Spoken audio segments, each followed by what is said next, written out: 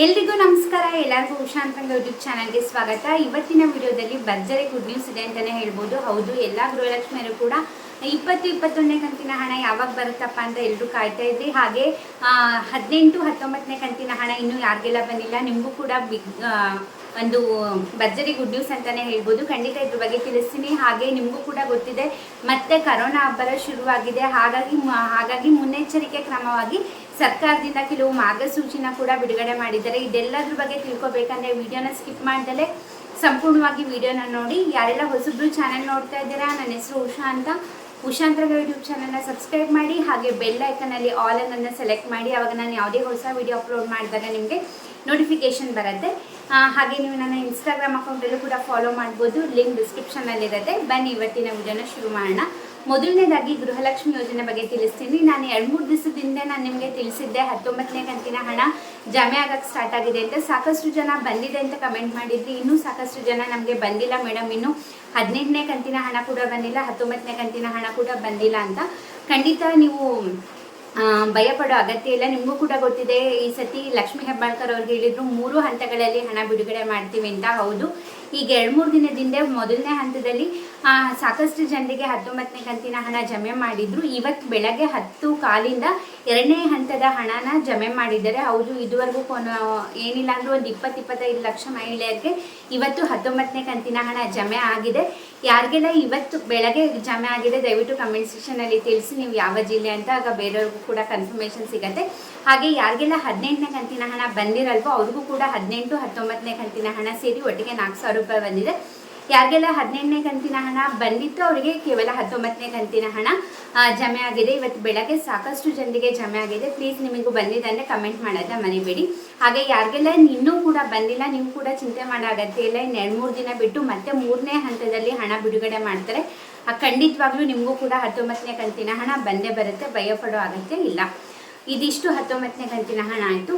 ಅಂದರೆ 19ನೇ ಕಂತಿನ ಹಣ ಅಂದರೆ ಫೆಬ್ರವರಿ ತಿಂಗಳು ಹಣ. ಇನ್ನು ಮಾರ್ಚ್ ಮತ್ತು ಏಪ್ರಿಲ್ ತಿಂಗಳದ್ದು ಕೂಡ ಬಾಕಿ ಇದೆ. ಅದ್ರ ಬಗ್ಗೆ ಕೂಡ ಅಪ್ಡೇಟ್ ಬಂದಿದೆ. ಇದನ್ನು ಸ್ವತಃ ಲಕ್ಷ್ಮೀ ಹೆಬ್ಬಾಳ್ಕರ್ ಅಂದರೆ ಮಹಿಳಾ ಮತ್ತು ಮಕ್ಕಳ ಕಲ್ಯಾಣ ಇಲಾಖೆಯಿಂದಲೇ ಮಾಹಿತಿ ಬಂದಿರುವಂಥದ್ದು. 20-21ನೇ ಕಂತಿನ ಹಣ ಜೂನ್ ಮೊದಲನೇ ವಾರದಲ್ಲಿ 2 ಕಂತಿನ ಹಣ ಒಟ್ಟಿಗೆ ಜಮೆ ಮಾಡ್ತೀವಿ ಅಂದ್ಬಿಟ್ಟು ಮಾಹಿತಿ ಬಂದಿರೋವಂಥದ್ದು. ಇದು ಎಷ್ಟು ನಿಜನೋ ಎಷ್ಟು ಸುಳ್ಳೋ ಗೊತ್ತಿಲ್ಲ. ಯಾಕಂದರೆ ಪ್ರತಿ ಸತಿ ಹಿಂಗೆ ಹೇಳ್ತಾರೆ, 2 ಕಂತಿನ ಹಣ ಮಾಡ್ತೀವಿ ಅಂತ, ಕೊನೆಗೆ 1 ಕಂತಿಂದು ಕೂಡ ಮಾಡಲ್ಲ, ಇಡೀ ತಿಂಗಳು ಆಟ ಆಡಿಸ್ಬಿಡ್ತಾರೆ. ಈಗ ಮೇ ಮೊದಲನೇ ವಾರದಲ್ಲಿ 2 ತಿಂಗಳದಂತ ಹೇಳಿ ಈಗ ಕೊನೆ ವಾರದಲ್ಲಿ ಕೊನೆಗೂ ಕೂಡ 1 ಕಂತಿನ ಹಣ ಜಮೆ ಮಾಡಿದ್ರು. ಈಗ ಜೂನ್ ಮೊದಲನೇ ವಾರದಲ್ಲಿ 20-21ನೇ ಕಂತಿನ ಹಣ ಒಟ್ಟಿಗೆ ಬಿಡ್ತೀವಿ ಅಂತ ಹೇಳಿದ್ದಾರೆ. ಬಟ್ ನೋಡೋಣ ಏನಾಗುತ್ತೆ ಏನು ಅಂದ್ಬಿಟ್ಟು. ಯಾಕಂದರೆ ಅವರು ಹೇಳ್ದಂಗೆ ನಡ್ಕೊಂಡಿಲ್ಲ. ಹಾಗಾಗಿ ಈ ಸತಿ ಹೇಳಿದಾಗ ಖಂಡಿತ ನಂಬಿಕೆ ಬರೋದಿಲ್ಲ ಯಾರಿಗೂ ಕೂಡ. ಮೇ ಮೊದಲನೇ ವಾರದಲ್ಲಿ 20-21ನೇ ಕಂತಿನ ಹಣ ಒಟ್ಟಿಗೆ ಬರುತ್ತೆ ಅಂದ್ಬಿಟ್ಟು ಮಾಹಿತಿ ಬಂದಿದೆ. ನೋಡೋಣ, ಇದ್ರ ಬಗ್ಗೆ ಖಂಡಿತ ಅಪ್ಡೇಟ್ ಬರುತ್ತೆ. ಬಂದಾಗ ನಿಮಗೆ ಖಂಡಿತ ತಿಳಿಸ್ತೀನಿ. ಒಟ್ಟಿನಲ್ಲಿ 19ನೇ ಕಂತಿನ ಹಣ ಇವತ್ತು ಬೆಳಗ್ಗೆ 10:15 2ನೇ ಹಂತದ ಹಣ ಜಮೆ ಆಗಿದೆ ಎಲ್ಲ ಮಹಿಳೆಯರಿಗೂ ಕೂಡ.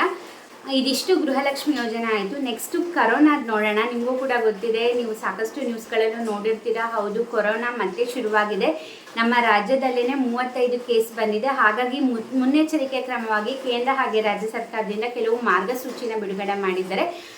ಯಾಕಂದರೆ ಇವಾಗ ಮತ್ತೆ ಸ್ಕೂಲ್ ರೀಓಪನ್ ಆಗ್ತಾ ಇದೆ. ಇವಾಗ ಮಳೆ ಕೂಡ ಆಲ್ರೆಡಿ ಸ್ಟಾರ್ಟ್ ಆಗಿದೆ. ಮಳೆ ಸ್ಟಾರ್ಟ್ ಆಗಿದೆ ಅಂದ್ರೇ ಕೆಮ್ಮು, ಜ್ವರ, ನೆಗಡಿ ಬರೋದು ಸಹಜ. ಹಾಗಾಗಿ ಇನ್ನಷ್ಟು ಜಾಗೃತಿ ಆಗಿರಬೇಕು ಅಂದ್ಬಿಟ್ಟು ಮಾರ್ಗಸೂಚಿನ ಹೊರಡಿಸಿದ್ದಾರೆ.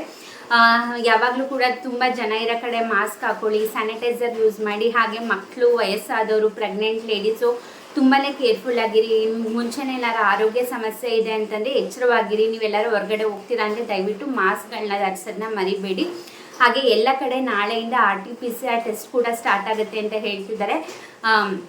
ನಿಮಗೇನಾದರೂ ಜಾಸ್ತಿ ಸಿಮ್ಟಮ್ಸ್ ಇತ್ತು, ಜಾಸ್ತಿ ಕೆಮ್ಮು, ಜ್ವರ ಇತ್ತು ಅಂತಂದರೆ ನೀವು RT-PCR ಟೆಸ್ಟ್ನ ಮಾಡಿಸ್ಕೊಳೋದನ್ನ ಮರಿಬೇಡಿ.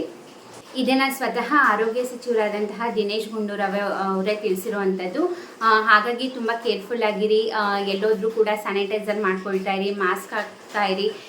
ಇವಾಗ ಯಾರ್ದಾರ ಕೆಮ್ಮು, ಶೀತ ಆಗಿತ್ತು ಅಂತಂದರೆ ಮಾಸ್ಕ್ ಹಾಕೋಣ ಕೇಳಿ, ನೀವು ಕೂಡ ಅವರಿಂದ ದೂರ ಇರಿ.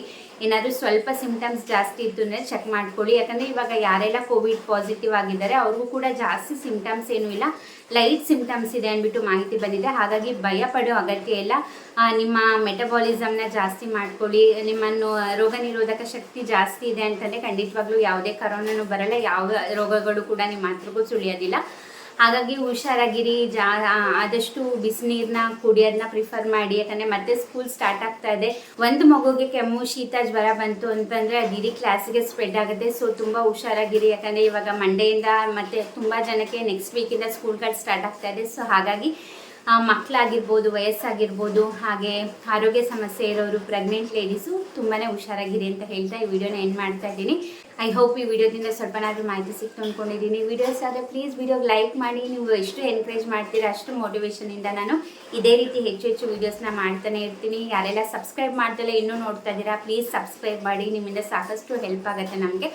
ಹಾಗೆ ವಿಡಿಯೋ ಇಷ್ಟ ಆದರೆ ಲೈಕ್ ಮಾಡಿ. ಯಾರೆಲ್ಲ ಸಬ್ಸ್ಕ್ರೈಬ್ ಮಾಡ್ಕೊಂಡು ನೋಡ್ತಾ ಇದ್ದೀರಾ, ಥ್ಯಾಂಕ್ ಯು ಸೊ ಮಚ್. ಹಾಗೆ ಇನ್ಸ್ಟಾಗ್ರಾಮ್ ಅಕೌಂಟನ್ನು ಕೂಡ ಫಾಲೋ ಮಾಡಿ. ಇಷ್ಟೊತ್ತು ವಿಡಿಯೋ ನೋಡಿದ್ದಕ್ಕೆ ಥ್ಯಾಂಕ್ ಯು.